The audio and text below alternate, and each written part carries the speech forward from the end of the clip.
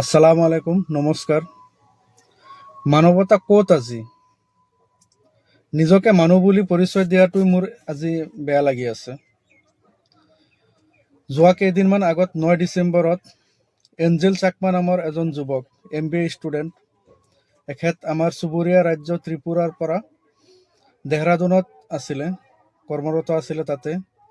সৰু ভাইটিক লৈ দৈনন্দিন জীৱনৰ কিবা সামগ্ৰী ল'ব ওলাই এখেতক 4-5জন যুৱকে, দেহৰাদুনৰ লোকেল বা বাকী হ'ব পাৰে, লোকেল যুৱকে আৱৰি ধৰি এখেতৰ চেহেৰাটো, যিহেতু এখেত এজন চাকমা ট্ৰাইবৰ পৰা আহে, চকুটো সৰু, সেইবুলি চাইনিজ ম'ম' বুলি জোকাই থাকোঁতে ল'ৰাজন যিহেতু সাহসী ল'ৰা আছিলে, আৰু সাহসী ল'ৰা হোৱাৰ কাৰণটো হৈছে এই এঞ্জেল চাকমা, এখেতৰ দেউতা ভাৰতীয় BSFত কৰ্মৰত এতিয়াও আছে।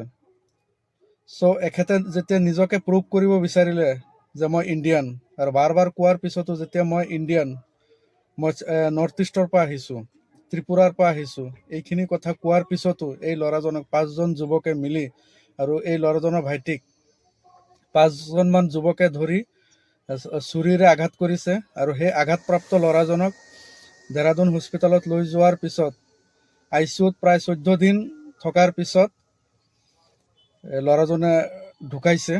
এখেতৰ লাশ আহিছে ঘৰত, মৃতদেহটো ঘৰত আহিছে। চৰকাৰক কৈ আছোঁ, আমাৰ নৰ্থ ইষ্টৰ চৰকাৰে হওক, ত্ৰিপুৰাৰে হওক বা অসমৰে হওক, আমাৰ ল'ৰাখিনি বা ছোৱালীখিনি এই এঞ্জেল চাকমা নিচিনাই হৈ আছে। আজি নহয়তো কালি তেনেকেই আমি ভুগিব লগা হৈছে। ইয়াৰ কাৰণটো কি?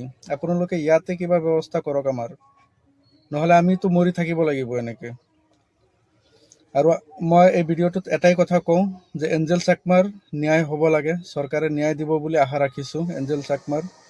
আৰু আপোনালোকে যে এনেকুৱা এটা ঘটনা কৰিছে, আমি নৰ্থ ইষ্টিয়ান হয়, আমি চাইনিজ নহয়, আৰু এইটো আমি কি প্ৰুফ দিব লাগিব, কি চাৰ্টিফিকেট দিব লাগিব যে আমি ইণ্ডিয়ান বুলি? কথাটো অকণমান মনত ৰাখিব।